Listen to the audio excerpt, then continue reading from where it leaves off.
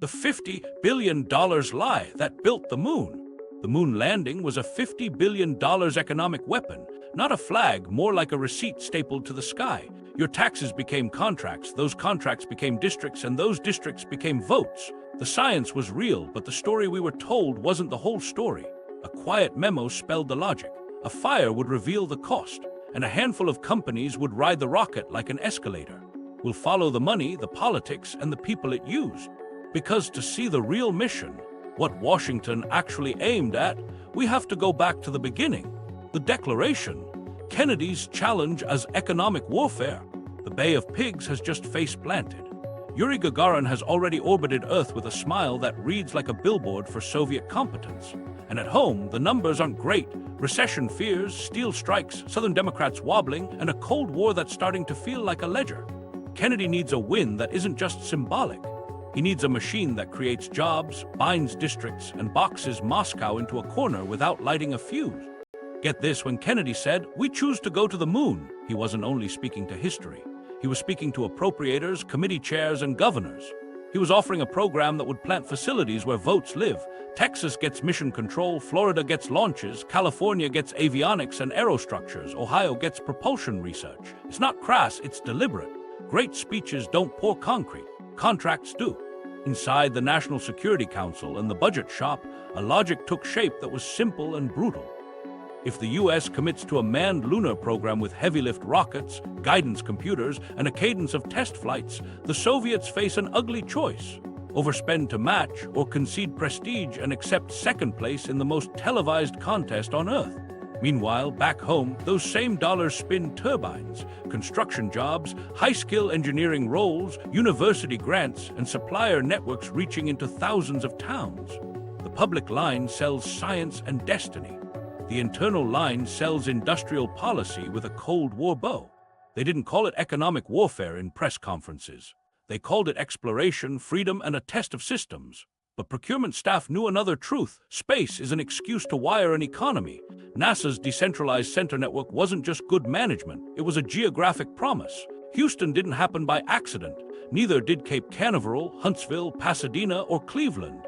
The map reads like electoral math meeting aerodynamics. Kennedy's calculus had three parts.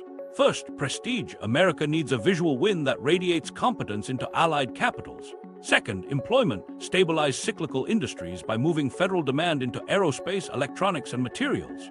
Third, pressure. Force the Soviets into a capital sink that cannibalizes their agriculture and consumer sectors or keeps their military on a knife edge. You could call it a moonshot. You could also call it a fiscal trap.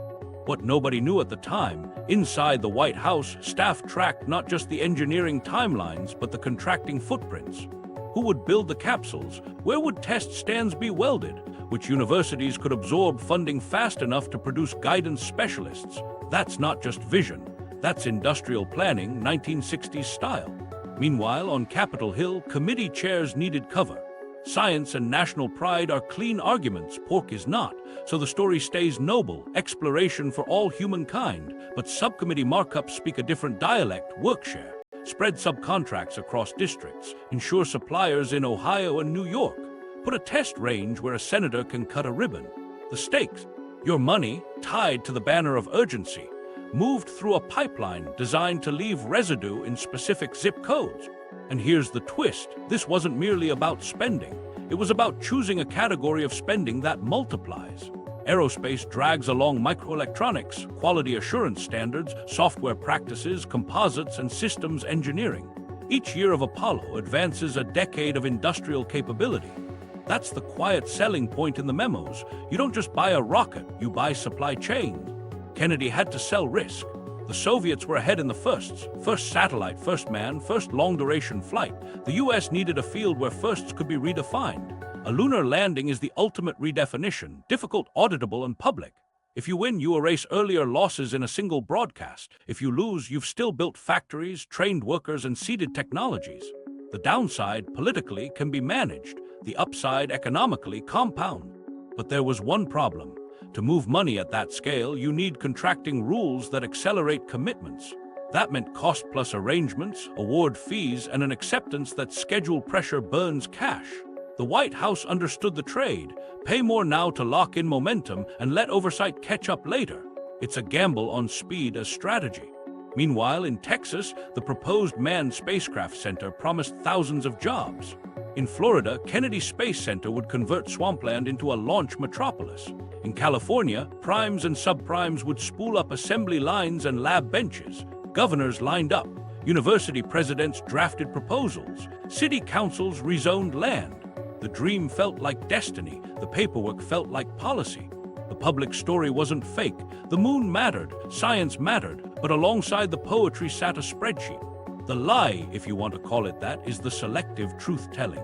America got a triumph narrative. Inside, it was also a domestic stimulus and a foreign squeeze. That duality is the key. The rhetoric inspired. The contracts endured. 3 days after the Rice University speech, phones rang in corporate offices. Source selection teams scheduled site visits. Draft RFPs circulated. Engineers sketched architectures on chalkboards while congressional staffers tracked which counties would see payroll by spring. The mission had 2 orbits, one around the moon, one around Washington. Great speeches don't pour concrete. Contracts do. And the first contracts were about to define who would build America's ladder to the sky and who would cash the checks when they reached it. The machine. How NASA built an economy overnight. Great speeches don't pour concrete. Contracts do, and contracts need homes. NASA didn't grow as one big fortress. It sprouted a constellation of centers, each one a job engine, each one a political anchor. Houston's manned spacecraft center took mission operations and crew systems. Huntsville's Marshall handled rockets and test stands the size of cathedrals. Cape Canaveral, soon Kennedy, became the stage. Langley and Lewis, later Glenn, kept aerodynamics and propulsion research honest. JPL in Pasadena guarded deep space craft and data brains. The map looked technical. It was also a ledger of payrolls. That network did 2 things at once. It spread risk across specialties and it spread benefits across states. You could sell a tight budget to one committee, but try cutting thousands of aerospace jobs across 6 swing states at once. That wasn't an accident. NASA's center directors became local celebrities, ribbon cutters-in-chief. Chambers of Commerce built brochures around them. University presidents tailored departments to feed them. The machine learned to feed itself. Meanwhile, NASA adopted a prime contractor model because building a moon rocket is not a mom-and-pop operation. North American Aviation took the command and service module. Grumman landed the lunar lander. Boeing, Douglas, and IBM carved up Saturn stages and guidance. Each prime became a city-state with its own subcontractor web, 20,000 suppliers at peak, 400,000 people touched by the payslips and the schedule boards. Engineering problems turned into line items. Line items turned into mortgages and car payments. Workshare politics seeped into engineering choices. You can hear it in meeting notes. Distribute avionics work to balance regional participation. Translation: share the pie without breaking the rocket. Hardware moved to where votes lived, and so did test rigs, a weld fixture in Louisiana, a machine shop in upstate New York, a cable harness plant in Ohio. Every distribution list had a congressman attached. Here's where it gets crazy. The paperwork was propulsion. Source selections, RFPs, change orders, configuration control, the vocabulary of acceleration. Schedules collapsed as offices learned to approve in parallel. Program managers joked that the only thing faster than a Saturn V was a funding obligation at fiscal year end. Rocket science powered by paperwork. Numbers tell the arc. NASA's budget climbed from rounding error to roughly 4% of GDP at peak. Counties around Houston, the Space Coast, and Southern California posted double-digit jumps in high-wage employment. Real estate developers followed the contracts. New subdivisions appeared with street names like Gemini, Titan, Lunar. School districts hired math teachers they couldn't find 5 years earlier. The Apollo curve wasn't abstract. It was traffic at 7 a.m. Inside factories, the scale felt personal. A machinist in Downey learned to hold tolerances he'd never imagined. A young programmer at IBM punched Fortran into cards for a guidance computer that couldn't fail. A quality inspector in Bethpage taped a photo of his kids inside his locker and counted rivets because missing one could cost someone their father. Micro-stories like these stitched the big myth to everyday life. NASA's decentralized model let expertise travel. A heat shield issue in California, fly 3 engineers from Langley, plus a materials specialist from Cleveland. Meanwhile, something else was happening. Universities retooled. Grants flowed into control theory, materials science, human factors. New labs took shape in basements and borrowed hangars. Graduate cohorts formed around data from wind tunnels and transient tests. The pipeline from lecture hall to cleanroom shortened to month. To keep the machine fed, NASA standardized the way it bought things. Performance specs replaced blueprints where possible. Let industry innovate as long as the box performs. Then audit the tests hard. That meant armies of vendor reps, resident inspectors, and traveling review boards. People who used to stamp airframes now stamped flowcharts. The cultural export wasn't just technology. It was systems engineering. Write the requirements, trace them, test them, and never trust a single-point failure. What nobody knew at the time was how much politics shaped the calendar. Launch windows were physics, test windows were appropriations. A slipped milestone in June could become a hearing in July. Program managers learned to translate, a risk matrix for the engineers, a district map for the staffers. If money was fuel, politics was the guidance. Meanwhile, across town in every city with a NASA badge, small businesses learned the rhythm. Machine shops invested in new mills because a prime promised 3 years of work. Cafeterias expanded because the second shift kept eating at midnight. A parts washer with a 12-hour cycle became the critical path on a Tuesday. It sounds small until that washer delays a harness, that harness delays a test, and a test delay turns into a Saturday vote tally. The subcontractor spiderweb made resilience and fragility the same thing. One factory strike in California could stall an assembly in Florida. A rejected lot of fasteners in Connecticut could idle a high bay in Houston. NASA responded by building redundancy into people, not just parts, qualified alternates, second-source vendors, cross-trained teams. The economy was learning how to be precise at scale. And through all of it, the machine paid in more than wages. It left behind metrology labs, software habits, cleanroom standards, and a workforce that expected checklists for breakfast. The centers didn't just absorb money, they converted it into muscle memory. That's how you build an economy overnight. You teach thousands of people how to solve impossible problems on a schedule, then you do it again on Monday. The rules: procurement, cost plus, and guaranteed profit. If money was fuel, the rules were the pump. NASA didn't buy rockets like cars. It wrote requirements, not recipes, then paid companies to figure out how to meet them.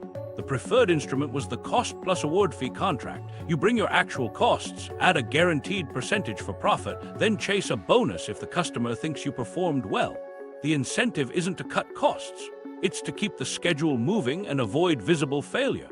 That's how you light a fire under industry, by protecting margins and punishing public embarrassment, not overruns. Schedule pressure was a budget accelerator.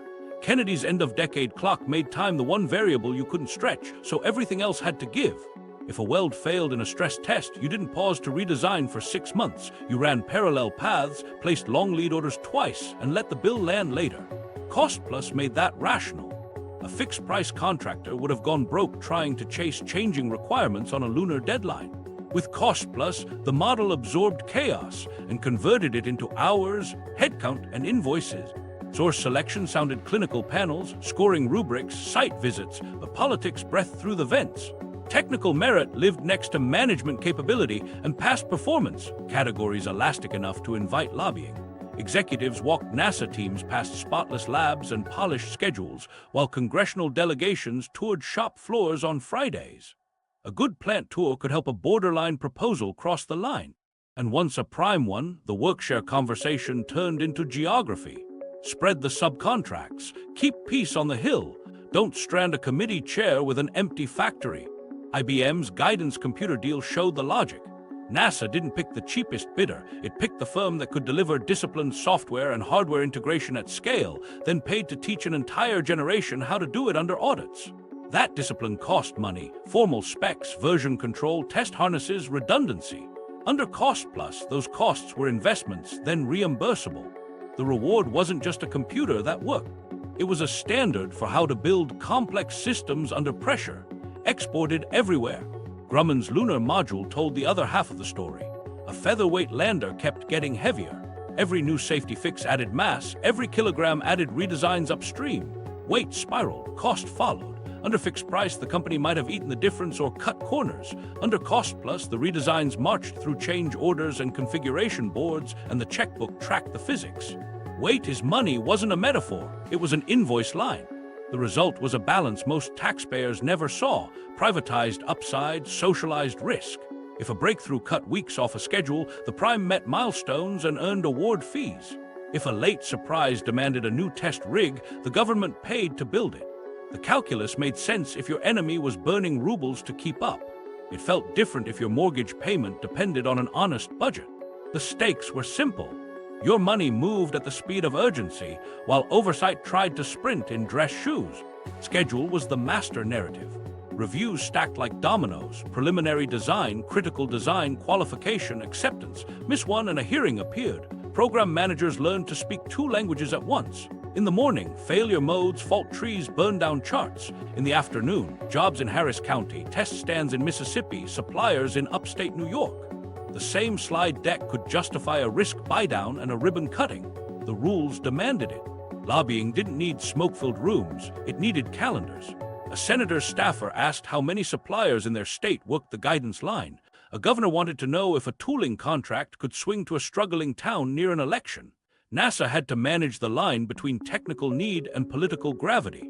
Sometimes the line bent. A hardware lot moved to a qualified second source, which also happened to be in a different district. The engineering paperwork explained redundancy. The map explained votes. Quality assurance became theater with teeth. Resident inspectors in factory bays signed off on torque values and solder joints, while auditors traced requirements through binders. Under Cost Plus, documentation wasn't overhead, it was billable. That sounds cynical until you remember Apollo 1. After the fire, paperwork saved lives: flammability standards, wiring separation rules, hatch egress specs. The same rulebook that padded costs in peacetime cut risk when it mattered. There was friction everywhere. Small shops learned that a late form could hold up payment for weeks. Primes learned that a missed metric could shave their award fee. NASA learned that a contractor's percentage complete could be a mood. Meanwhile, something else was happening. The system taught people to think in interfaces, not parts. When money flows through interfaces, you learn to define them, protect them, and test them into submission. Was there waste? Sure. Duplication, rework, tooling scrapped after 3 flights, facilities oversized for a peak that came and went. But embedded in that waste were permanent upgrades: metrology equipment in towns that never had it, clean rooms that would host the next generation of instruments, a procurement workforce that knew how to herd complexity. The rules guaranteed profit, but they also guaranteed capacity. In a Cold War that measured strength in factories and fabs, that guarantee was part of the point. By the end of the decade, Cost Plus had written a new normal. Contractors expected the government to carry risk on frontier projects. Politicians expected the money to land where the flags would fly. NASA expected to arbitrate between physics and pork and still hit the window. It wasn't pretty.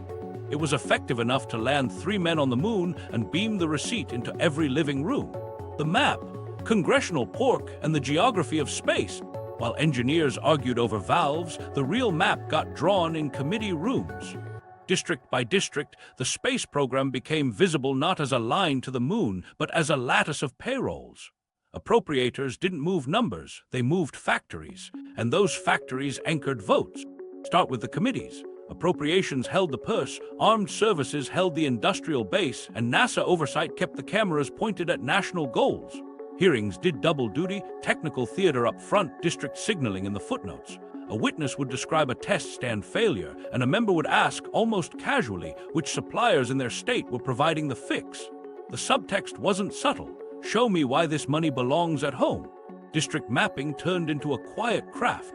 Program offices kept charts, color-coded spreads of prime and subcontract award locations. A proposal wasn't just rated on merit, it was checked against political geometry. If a high bay in California was heavy this quarter, a harness line might open in Ohio the next.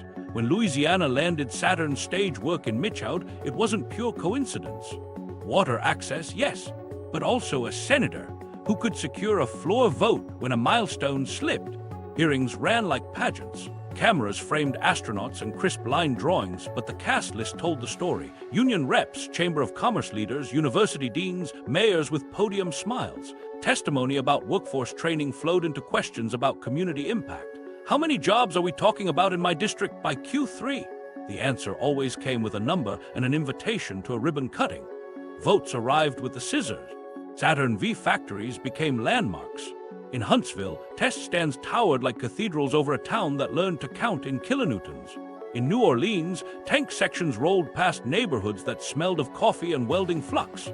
In Southern California, subcontractors stretched from El Segundo to the valley, where aerospace suburbs sprouted cul-de-sacs named for constellations. Swing states didn't just watch launches, they assembled them.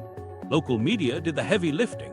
Newspaper inserts ran profiles of machinists whose kids wore future astronaut shirts. Radio spots talked about scholarships funded by a contractor's charitable arm. A school board touted new physics labs thanks to NASA partnerships. Civic pride wrapped the pork like a flag. If anyone asked whether a fixture could have been built cheaper somewhere else, the evening news cut to B-roll of workers in hairnets and the question dissolved. Meanwhile, unknown to them, across town, procurement officers massaged workshare. A reliability issue on a guidance harness presented two solutions: redesign or dual source. Dual source meant spreading risk. It also meant spreading orders. Upstate New York saw new overtime. A member's office received a briefing packet with glossy photos and a one-page economic impact sheet. The next markup got strangely smoother. Committee power concentrated outcomes. Seniority on appropriations could turn a shaky test site into a national asset. A call from armed services could frame a facility as dual use, threading the needle between civilian space and defense readiness. The language mattered.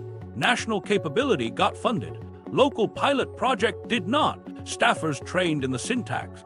There were red lines. Move too much work to please a coalition and the interfaces multiplied. More interfaces meant more failure modes. Program managers pushed back with charts showing risk curves exploding past safe limits. The compromise was choreography. Keep critical paths tight, avionics, propulsion, crew systems, then sprinkle peripheral work where it bought peace. A thermal blanket shop here, a non-destructive testing lab there. Enough to claim a win without touching the engine room. From their perspective, small towns learned a new economic weather report. A review in Washington could mean a hiring freeze. An authorization passed meant a second shift. City councils timed infrastructure bonds to contract options. Realtors tracked award announcements like sports scores. One canceled tooling order rippled into a strip mall that never broke ground. The votes followed. Members who defended NASA in lean years got mailers back home with photos at the Cape, hard hats on, sunsets over the crawlerway.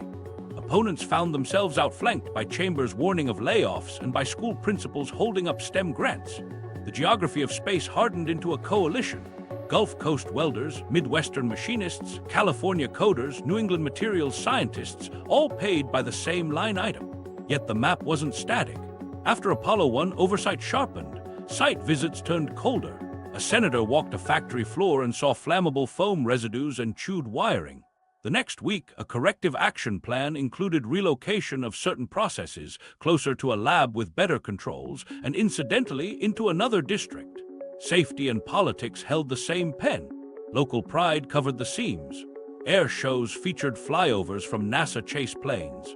Parades rolled astronauts down Main Street between marching bands. Museums sprouted Apollo rooms with cutaway models and plaques listing every contractor within 50 miles. The spectacle turned procurement into heritage. This was the moment everything clicked. Geography wasn't an afterthought. It was the operating system. A program that touched 20,000 suppliers didn't just buy parts, it bought allegiance. When budget fights came, the map lit up phones on Capitol Hill. Calls went out, votes locked, extensions passed. The rocket rose on thrust and on districts, and both were measured carefully. The pressure, Soviet budgets, and the forced choice. While committees in Washington mapped factories to districts, Moscow watched the same broadcasts and saw something else, a wallet opening. The early lead had been theirs, Sputnik, Gagarin, record after record that made the West look slow. Propaganda organs ran it hard, but prestige runs on cash, and the Soviet economy was a short blanket. Pull it up over space, expose your feet in agriculture and consumer goods. Pull it down to cover tanks and ICBMs, and your cosmonauts shiver. Inside the Kremlin, planners faced arithmetic that didn't flatter. Grain imports were rising, harvests sagged, apartment blocks needed plumbing more than parades. The Red Army wanted missiles that could survive first strike, not moon flags. Yet every American primetime clip with a gleaming Saturn segment wheeled into a high bay forced a choice: match the theater or concede the stage. Matching meant committing scarce rubles to heavy lift dreams.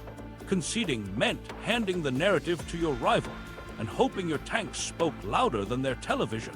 They tried to split the difference, keep the propaganda edge with dramatic firsts, invest in ICBMs, the strategic backbone, and build a moon booster on paper. The N-1 was the chosen path, a forest of clustered engines meant to avoid the need for massive single chambers. It looked elegant in artists' renderings. In the factories, it was chaos. The Soviet industrial base wasn't set up for that kind of integration. Rival design bureaus competed instead of cooperating.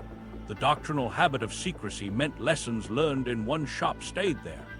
Meanwhile, something else was happening. The Americans weren't just spending, they were testing publicly, failing publicly, and fixing in view of the world. That feedback loop was a luxury the Soviets didn't allow themselves. The budget tension bled into everything. Consumer goods already lagged. Rural shortages were touchy. Military demands only grew. The leadership could fund defense parity and a space station program that directly supported reconnaissance and military applications, or it could chase a lunar spectacular that ate capacity and returned little to warfighting. Soyuz and Salyut offered more utility per ruble, orbital endurance, docking practice, surveillance platform. A moon landing, by contrast, was a milestone that didn't spin off as much for the Red Army. The Americans had designed a fiscal trap, and the trap's teeth were deadlines and network television. On paper, the N-1 moved. On launch pads, it didn't. In 4 attempts, the rocket failed before reaching orbit, one exploding so violently it turned the pad into a scrapyard. Each failure cost money, parts, and faith. Worse, the failures revealed structural problems, inadequate ground testing because test stands that could simulate full engine clusters were never built, a turbine design prone to catastrophic oscillation, sensor wiring vulnerable to vibration. These are fixable if you have time and a tolerant budget. The Soviet program had neither. Behind the failures sat an economic system strained by the simplest complaints, a line for meat, a delay for boots. While the United States made the moon a weekly TV serial with spotless control rooms and smiling families. From their perspective, Soviet engineers were heroes working with blunt tools. They improvised. They balanced competing bosses, each guarding turf. They fought for test time, for better metallurgy, for a line item that didn't vanish at the next 5-year plan review. The political pressure to catch up without spending like the Americans produced compromises that made failure more likely. One bureau controlled engines, another airframes, another avionics. Interfaces became battleground. Without a single prime to arbitrate and absorb risk, the system paid in schedule slips and hidden flaws. Meanwhile, the Soviet propaganda apparatus calibrated its story. Celebrate long-duration flights. Emphasize space stations as the future, homes in orbit, not flags in dust. Play up the military relevance of orbital platforms. The subtext were practical, the Americans are theatrical, but the theater mattered. Allies watched, non-aligned states watched. The moon became geopolitical shorthand for competent. That translated into trade ties, diplomatic leverage, and soft power.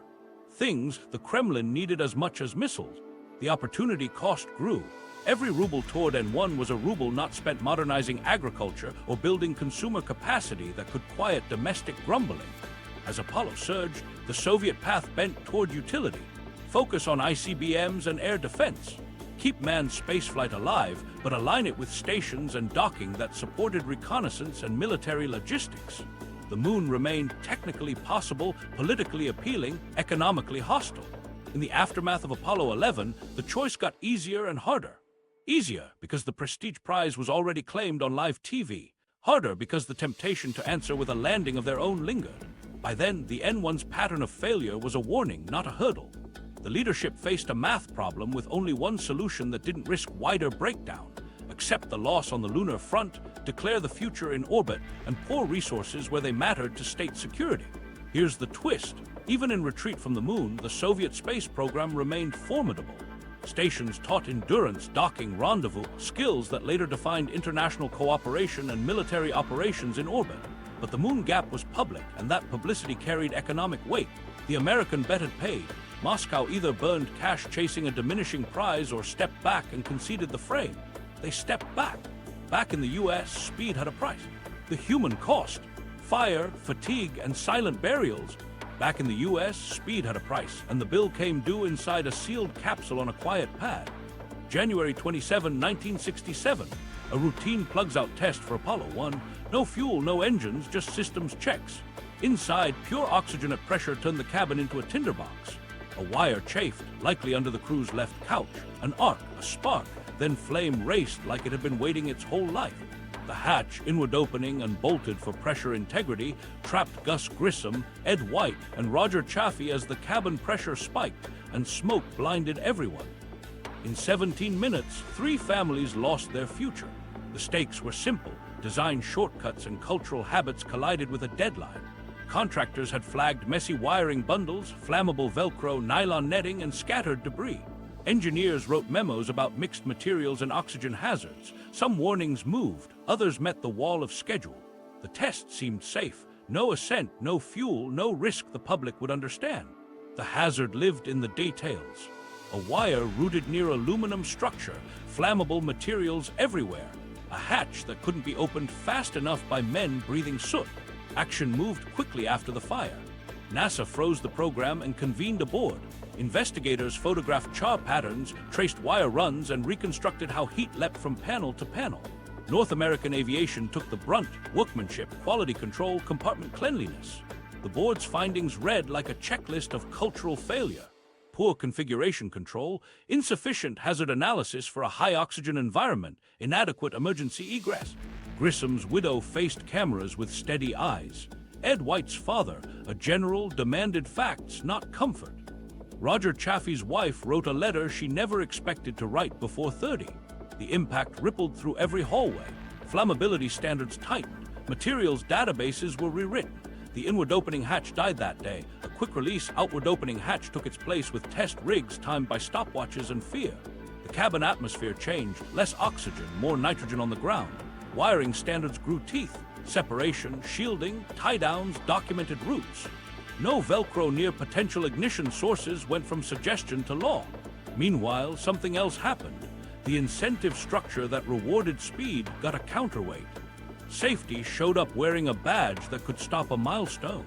Before and after the fire, whistleblowers carried quiet burdens. A test technician in Downey wrote a memo about frayed bundles that kept getting cut for tow. A quality inspector in Bethpage filed a nonconformance report that lived in a drawer until the board asked for it. A young engineer at a subcontractor insisted on heat shrink over tape and earned a reputation for being difficult. They weren't famous. They went home late, ate cold dinners, and wondered if saying one more sentence earlier would have changed anything. Fatigue dug trenches no camera captured. Double shifts became normal. Schedules moved like moving walkways. Miss a step and you stumbled hard. A wiring team worked until 3 a.m. under floodlights, then came back at 11 to reroute the same harness with a new spec stamped urgent. A software coder at IBM slept under her desk the night before a simulation because the patch needed one more test vector. A machinist skipped his kid's school play because a rework order came in at 4 with a noon deadline tomorrow. Micro-stories like these wrote the human ledger that never made the budget. Families built rituals to hold the line. One astronaut's wife kept a packed bag in the hall during test weeks because a knock at the door could mean anything. A technician's daughter learned to recognize the smell of solvent in her dad's jacket and asked once if that's what space smelled like. A widow opened an envelope of savings bonds her husband had set aside for college and realized he'd calculated a future he wouldn't see. PR teams worked phones gently. Statements hit the wires with words like tragedy and resolve. Reporters asked if the program should slow down. The answer came carefully. It would not stop, and it would not repeat the same mistakes. The fix exposed the contract machine. Every redesign triggered purchase orders, change notices, qualification tests. Cost plus cushioned the blow, but only if every change was documented. That made honesty profitable at last. A flammability test that failed didn't bury a contractor. It funded the retest and the redesign. The configuration control board became a courtroom. Engineers pled for weight and safety. Managers pled for schedule. Safety officers pulled out the fire photos and said, "This is the line." None of it brought them back, but the culture bent. Checklists got longer, meetings got quieter, and late jokes about good enough stopped. The program learned to hold 2 truths at once. Urgency wins geopolitics. Patience keeps people alive. Every launch after carried a ghost weight, 3 names in the white room, 3 families in the bleachers at the Cape, 3 stars stitched into patches you didn't see on TV. In the aftermath, there were silent burials we rarely count. Careers ended quietly, managers reassigned, inspectors who missed what couldn't be missed, engineers who couldn't walk past a panel without seeing smoke, marriages strained under nights and pager calls. Some people left aerospace for hospitals, universities, anything that didn't smell like burnt wiring. Others stayed and built a safer machine, one specification at a time. And when engines finally lit again, the applause in mission control sounded different. Not louder, just older. The room understood what the cameras couldn't. Speed had drawn blood, and safety had learned how to speak up. The fix: engineering truth versus contract incentives. The fire changed the vocabulary. Prove it replaced probably fine. Overnight, redesigns weren't nice-to-haves. They were passports to continue. The first truth was mechanical. The hatch had to open fast, outward, under stress, with gloved hands and smoke-stinging eyes. Teams built mock-ups, clocked egress drills, then shaved seconds with spring preloads and lever geometry until muscle memory beat panic. Ground oxygen mixes shifted too. Nitrogen blended in, valves re-rated, gauges recalibrated so a test cell couldn't turn into a kiln. Wiring became a religion. Bundles were rerouted, tied, shielded, and separated like sworn enemies. Connectors got locking detents. Materials went on trial. Velcro limited, nylon banished near any spark path, aluminum edges deburred and capped. Every panel got a flammability pedigree. Every cloth wrap got a burn test under a hood with a stopwatch. The new mantra sounded simple and relentless. Remove ignition sources, starve fuel, design for escape. Meanwhile, the paperwork skeleton hardened into a backbone. The configuration control board, once a traffic cop, turned judge. Nothing flew without a change package. Problem statement, corrective action, impact on weight, schedule, interfaces. Engineers argued in units, amps, grams, milliseconds, while managers translated those numbers into days and dollars. Safety carried photographs of melted aluminum and never had to raise its voice. When the board stamped approved, it meant the machine accepted the consequences. More mass, more tests, more time. Weight is money stopped being a slogan and became engineering's daily grind. Grumman's lunar module felt it first. Fixes added grams everywhere, extra shielding, insulated clamps, non-flammable coatings, and those grams climbed into kilograms. The lander's margins narrowed. To win them back, teams drilled holes in brackets, switched to honeycomb panels, redesigned struts, and fought for every gram like it was oxygen. The paradox was plain. Safety demanded additions. Physics demanded subtraction. Under cost plus, the path through the paradox was legible. Document, redesign, test, build. The incentive wasn't to hide mass, it was to justify it and then claw it back honestly. IBM's software crunch revealed a different imbalance. The guidance computer had to be deterministic, resilient to noise, and maintainable under an audit's microscope. That meant formal specs, version control, redundancy routines, and test harnesses with failure injection. Heroic overtime made good myth but bad systems. Managers learned to ban cowboy fixes, freeze interfaces, and let the test suite be the hero. Under the contract, discipline was billable. Under the physics, discipline was survival. The award fees followed reliability curves, not bedtime stories about code written at dawn. Across the primes, the incentives finally bent toward truth. A contractor who surfaced a hazard early could fund the fix through change orders and avoid a show-stopping failure in front of cameras. A manager who protected test time could anchor schedule credibility. NASA rewired award criteria to reflect it. Safety findings reported promptly, corrective actions closed, audits clean. You could still earn a bonus, but you had to bring receipts. Test data, nonconformance closures, material certifications. There was tension in every hallway. The board's approvals added mass and months. Congress still watched calendars. Program leads learned to run parallel plays. One team shaved weight while another validated the fix that added it. Long lead parts were ordered with contingencies baked in, alternate materials, second source vendors, so a bad test didn't empty a factory.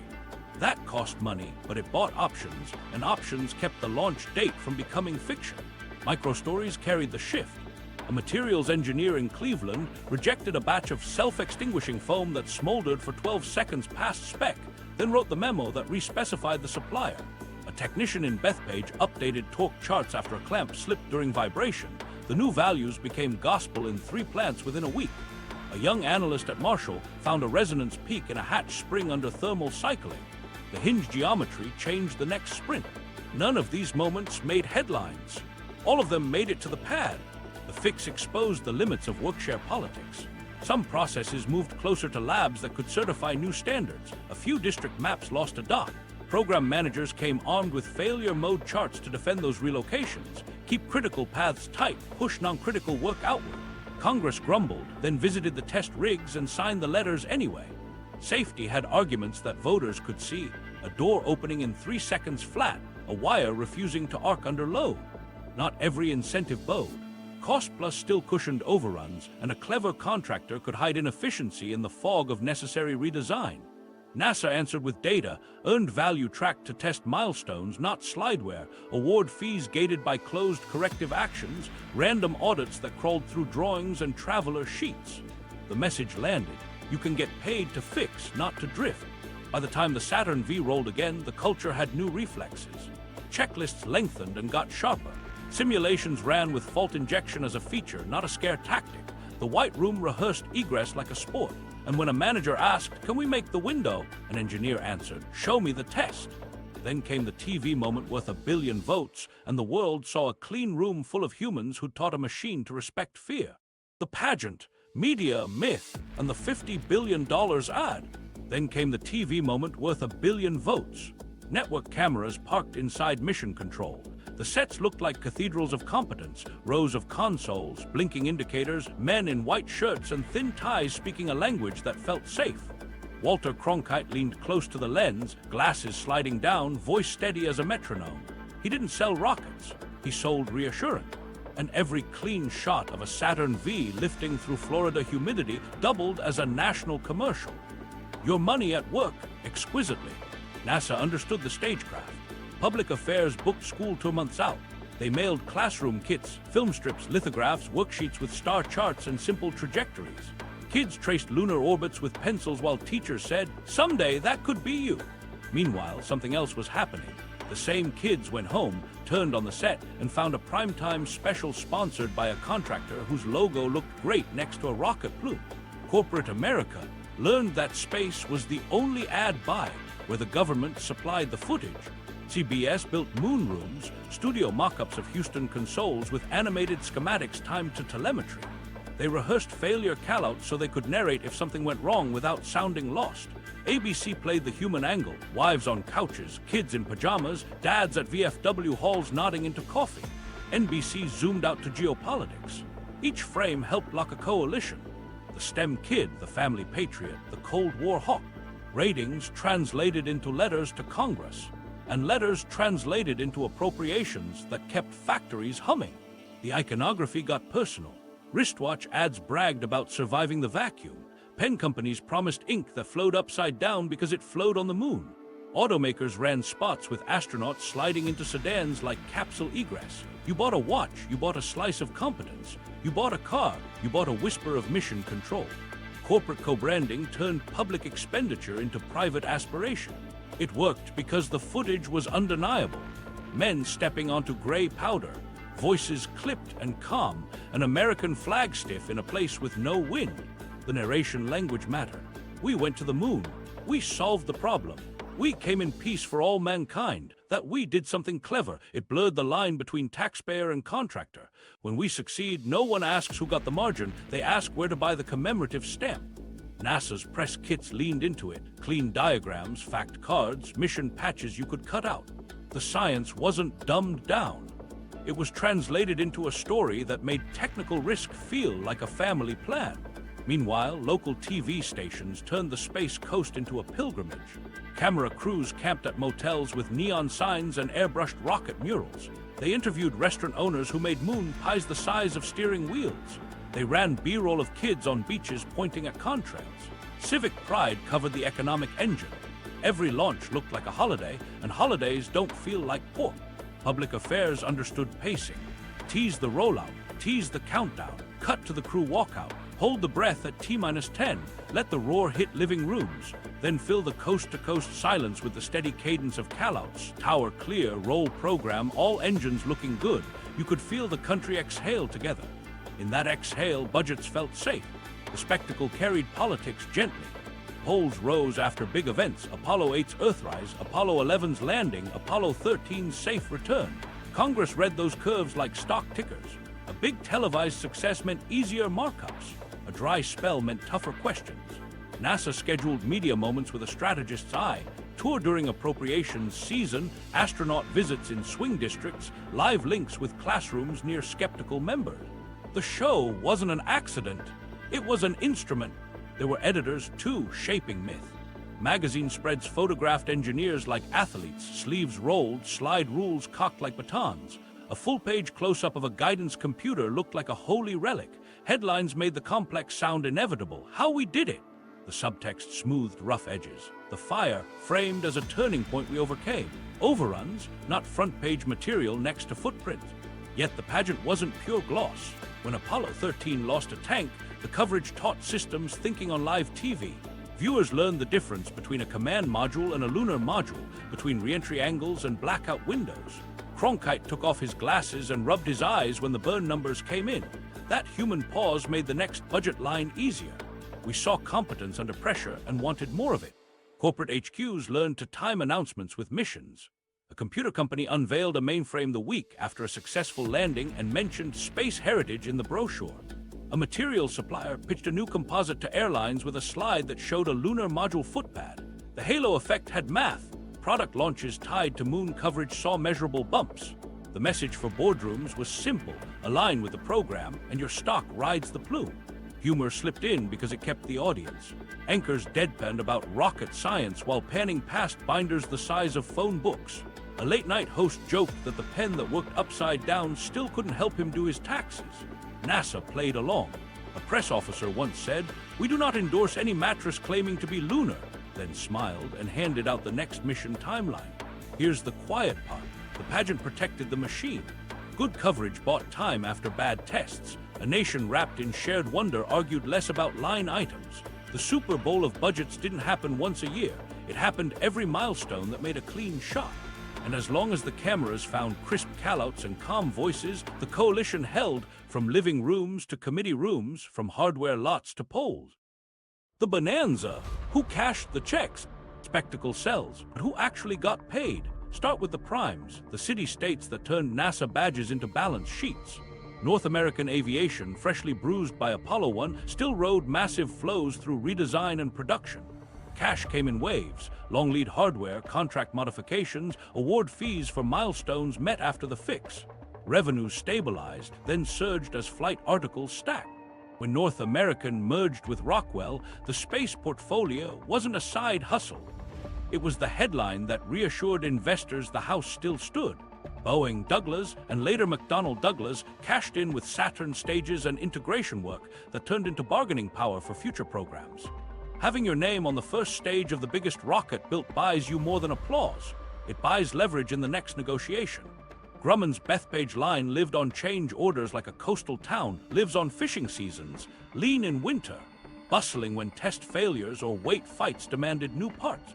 The lunar module's overruns were pain on paper and payroll for neighborhoods. IBM didn't sell boxes, it sold discipline as a service. Guidance computers and software standards turned into consulting revenue, training classes, and a generation of engineers fluent in requirements and audits. The award fees came with receipts, clean test reports, version control logs, closed defect lists. That paper trail, billable then, became a credential later. When mainframes met airlines and banks, the pitch wrote itself. We built for the moon, your ledger will be fine. Stock charts tell the quiet story. Earnings calls mention the program's cadence the way farmers mention rainfall. A successful review meant a bump. A televised success meant analysts stopped asking when the next order would hit. Mergers followed the money. Companies with strong space books became attractive partners. Those with thin pipelines sought shelter. The industry consolidated around capability proven under government urgency, and Wall Street learned the rhythm of appropriation. Beyond headquarters, the bonanza bloomed sideways. University grants funded labs that outlasted their first projects, avionics benches at MIT, control theory centers at Stanford, materials shops at Case and Georgia Tech. A professor who ran Apollo-funded experiments trained PhDs who later staffed companies that never touched a capsule.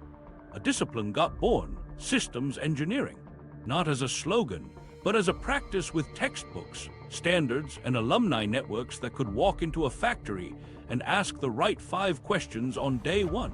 Real estate rode the plume. In Orange County, subdivisions sprouted where slide rule commutes demanded cul-de-sacs and good schools. Along the Space Coast, motels added wings to catch launch crowds, then caught engineers who stayed. In Houston, entire neighborhoods learned the shift change by the traffic noise. Title companies could chart Apollo's ramp in deeds filed. When a contract option exercised, a block of model homes sold in a weekend. Executives testified about modest margins and patriotic duty. Internal memos told a sharper tale: protect cost plus, avoid fixed price exposure, push for scope clarity that justified staffing up, and never lose the document that proves you hit a requirement. Lobbyists didn't ask for miracles, they asked for predictability, a stable award fee regime, a committee chair who understood why a second source in their district reduced risk, a hearing scheduled the week after a big televised milestone. The dance was polite and profitable. Suppliers tasted rare air. A fastener shop in Connecticut bought metrology gear it had no hope of affording without purchase orders stamped NASA.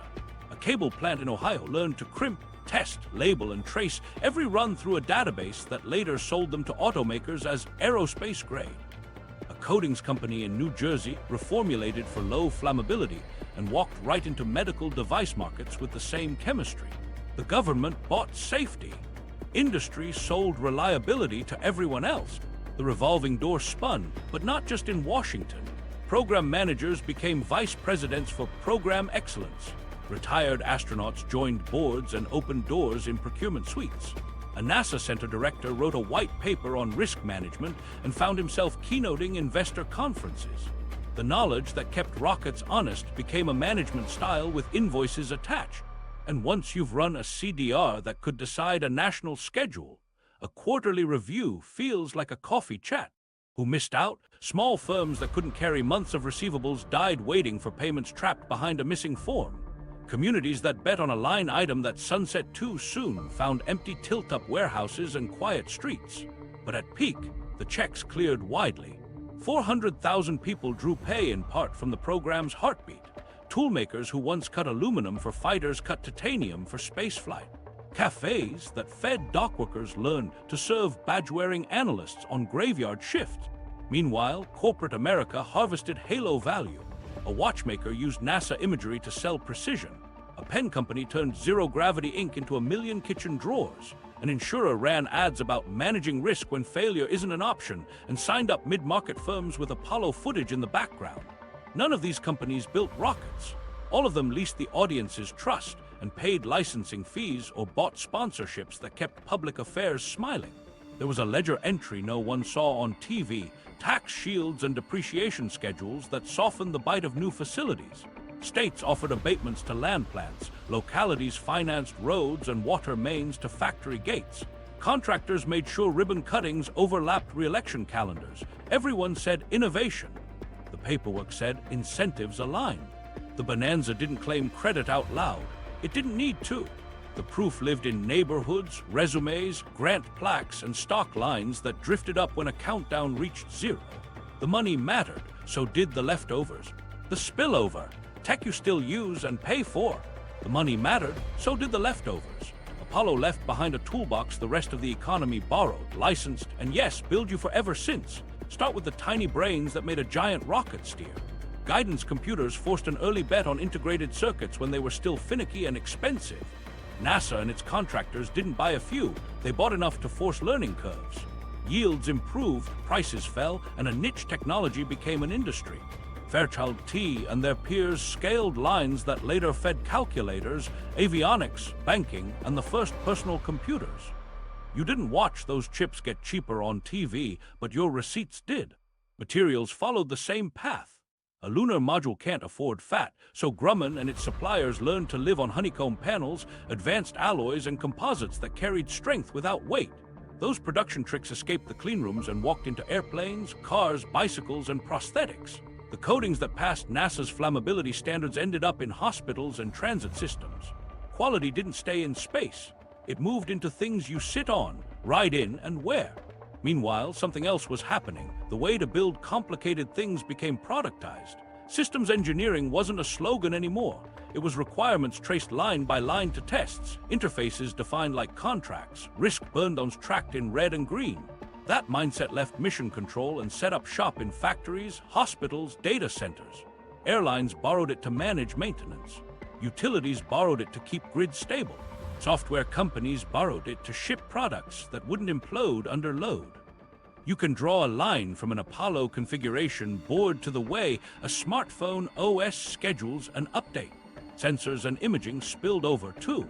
Cameras that tolerated vacuum and temperature swings inspired ruggedized arrays that could ride on weather satellites, and then, with different packaging in MRI machines and laparoscopic tools.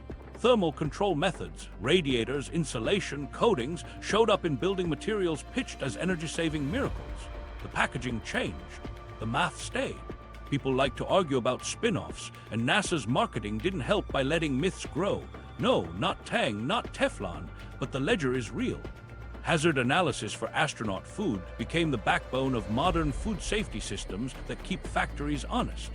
Fire-resistant materials tested after Apollo 1 rewrote codes for cabins and factories.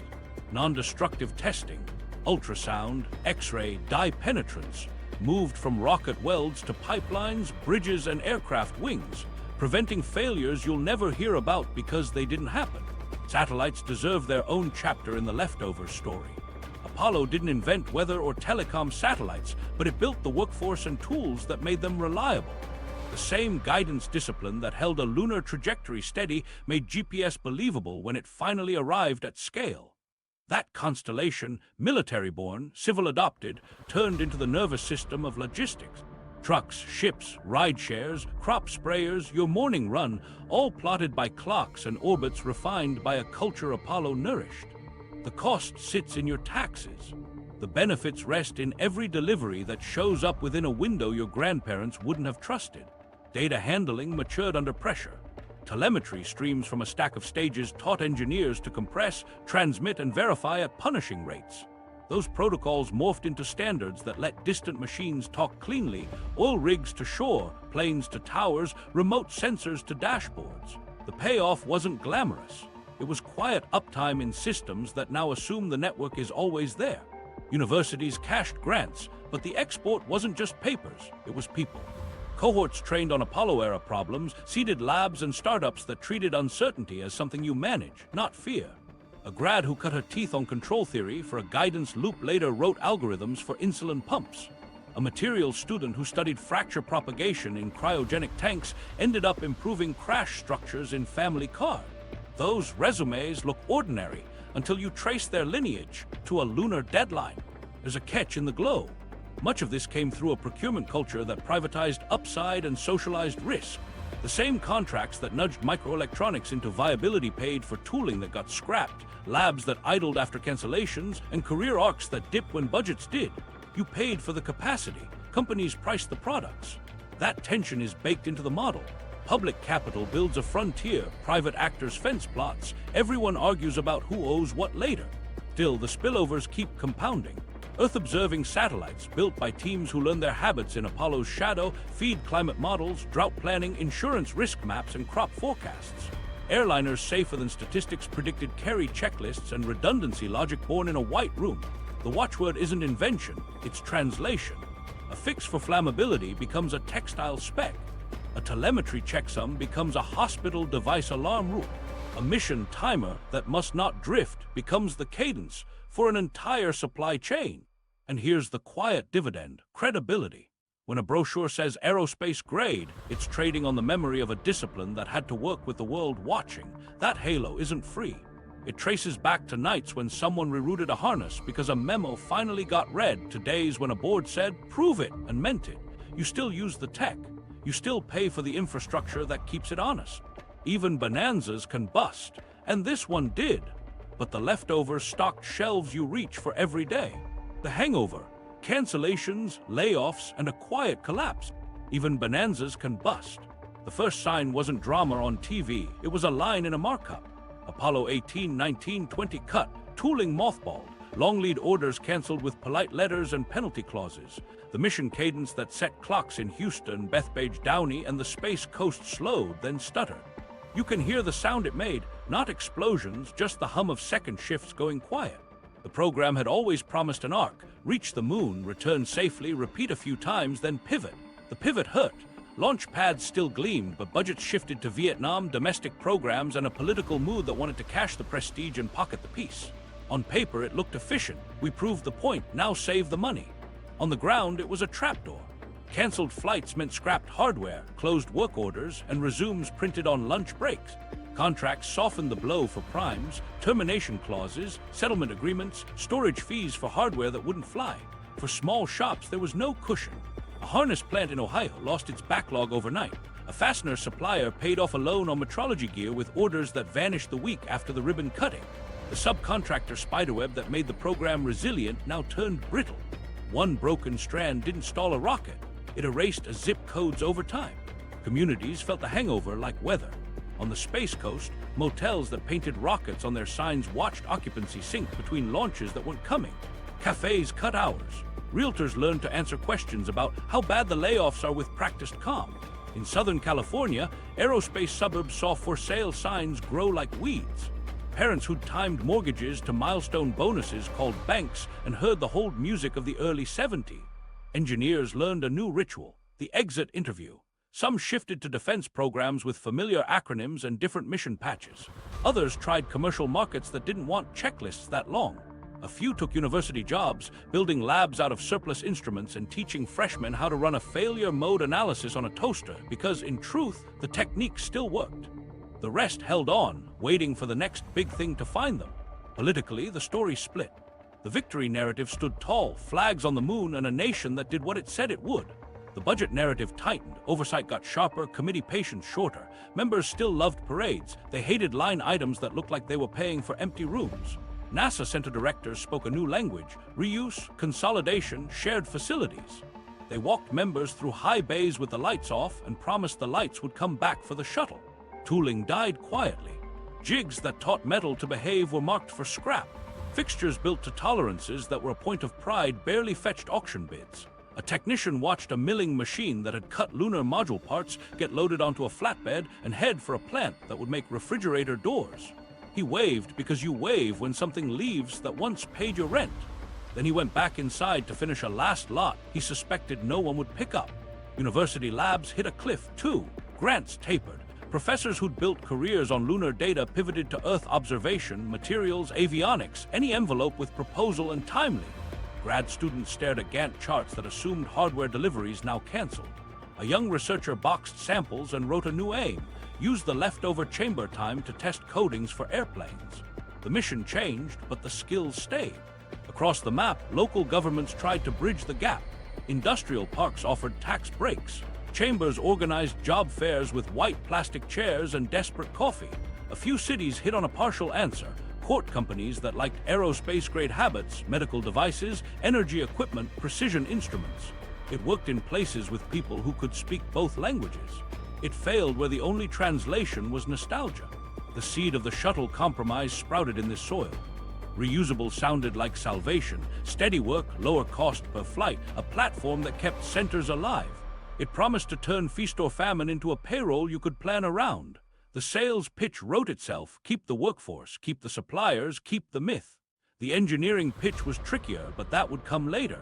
For now, committees wanted a bridge, contractors wanted continuity, and NASA wanted a mission that justified turning the lights back on. Families recalibrated. A kid who'd grown up drawing lunar modules on notebook margins watched his mom's batch stop opening the gate and learned the word reduction in force. A machinist sold a boat he'd barely used because weekends would be job hunting now. A programmer took a night class in COBOL because banks weren't going to fly anyone to the moon but still needed ledgers to balance. Here's the part that never made the highlight reels. The quiet collapse taught caution. Managers who'd once promised the moon by Thursday learned to hedge. Subject to appropriations became the chorus. Engineers learned to design for reuse because someone might need the fixture to justify a budget next year. The machine didn't die, it flinched.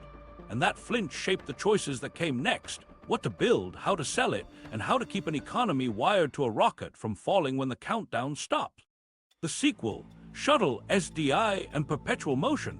The seed of the shuttle compromise sprouted fast because everyone needed it too.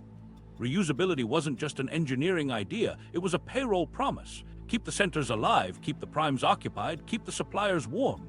The pitch wrote itself: one vehicle, many missions, airline-like operations. Behind the slides, workshare maps reappeared like old friends. Orbiter here, main engines there, external tank somewhere else, boosters split again. You could see the coalition rebuilding in aluminum and insulation. From day one, the shuttle was a jobs program with a mission patch. NASA anchored the orbiter in Southern California with Rockwell, the main engines at Rocketdyne, the external tank at Mitchell in New Orleans, and the solid rocket boosters with Thiokol in Utah, each placement solving an engineering requirement and a political one. Centers found their roles: Johnson for cruise, Kennedy for launch, Marshall for propulsion, Stennis for testing, each with payrolls that steadied local economies. Appropriators heard reusable space transportation system, and also heard, quietly, continuity. Cost realism took the first hit. To sell it, numbers had to sing. High flight rates shaved permission costs. Turnaround would be quick with minimal refurbishment. Payloads would flow, 2D satellites, science labs, commercial cargo, filling the manifest like a calendar. Engineers flagged the maintenance truth early. Tiles demand babysitting. Engines running at insane chamber pressures demand teardowns. Boosters need inspection like religion. The model depended on airline cadence in a machine closer to a hand-built race car. The mismatch didn't show up in hearings because hearings prefer charts to cautions. Meanwhile, something else was happening. The Department of Defense came close, then closer. The shuttle's cross-range capability grew to satisfy military requirements, an orbiter that could launch from Florida, deploy and land in California on the same orbit if needed. Air Force payloads shaped the vehicle's dimensions and thermal protection assumptions.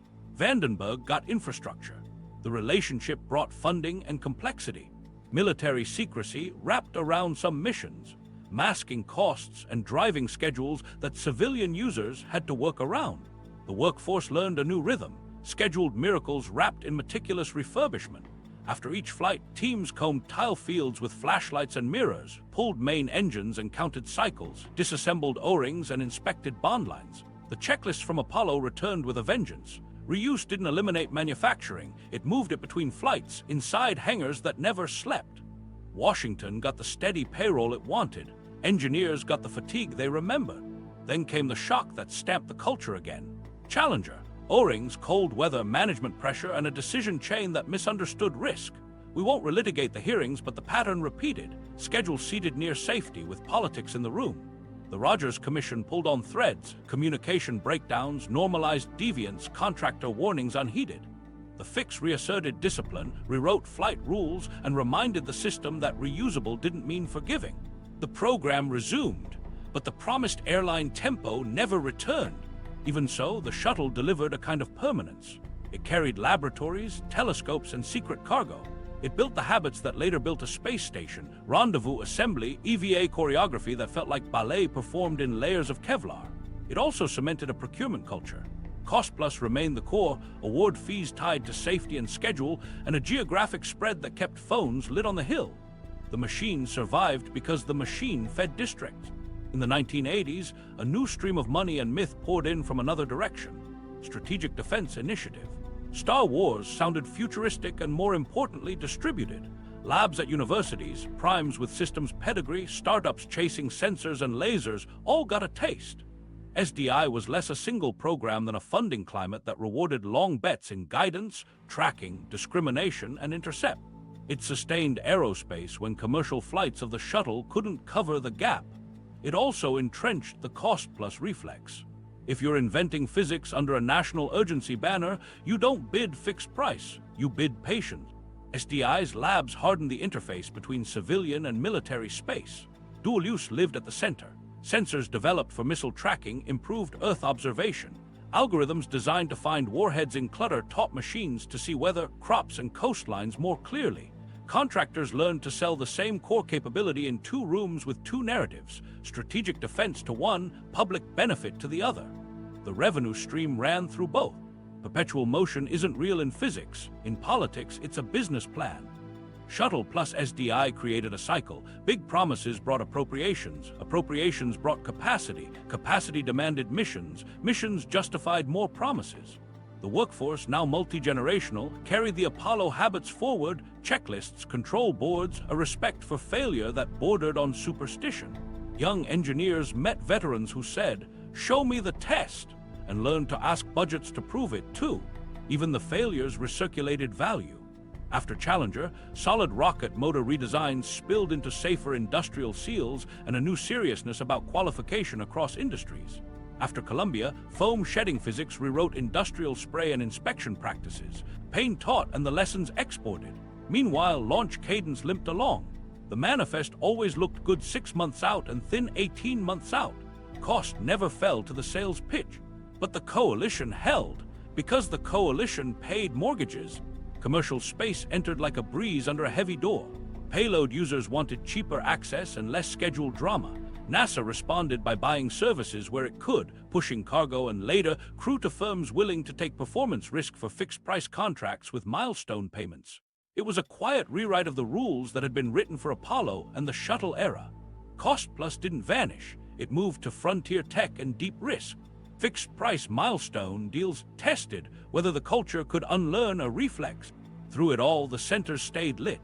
Johnson trained crews, Kennedy launched, Marshall chased propulsion, Glenn kept aerodynamics honest, JPL kept robot explorers alive across 1 billion kilometers. The map, once built, proved stubborn. You could pivot programs, rename directorates, merge contractors. You couldn't erase a workforce with muscle memory and expect it not to make a case for its next mission. That's the shuttle and SDI era's real sequel to Apollo, not a single triumph, but a sustained apparatus. Less spike, more plateau. A machine that traded moon dust for flight rates, flags for flight manifests, and a one-time receipt for a standing order. Echoes of the old lie and the old strategy ran through every review. Sell inspiration, finance industrial policy, call it national security, and keep the lights on. The shadows, espionage, secrecy, and soft power. One more piece lived under the lights without ever stepping into them. The spy game that ran alongside the spectacle. While anchors counted down, someone else counted documents, blueprints, and people. Soviet services chased the same thing NASA was buying: competence. They wanted guidance logic, materials, specs, testing methods, anything that shortened the distance between a drawing and a working system. They didn't need to steal a whole rocket. They needed tolerances, process sheets, and the wisdom baked into checklists. Dead drops moved microfilm of wiring diagrams. Case officers courted engineers with travel, flattery, and the promise that their work meant something beyond paycheck. Counterintelligence answered with theater and teeth. The FBI and Air Force Office of Special Investigations briefed contractors on non-traditional collectors, visiting academics, trade delegations, sales reps asking the right-wrong questions.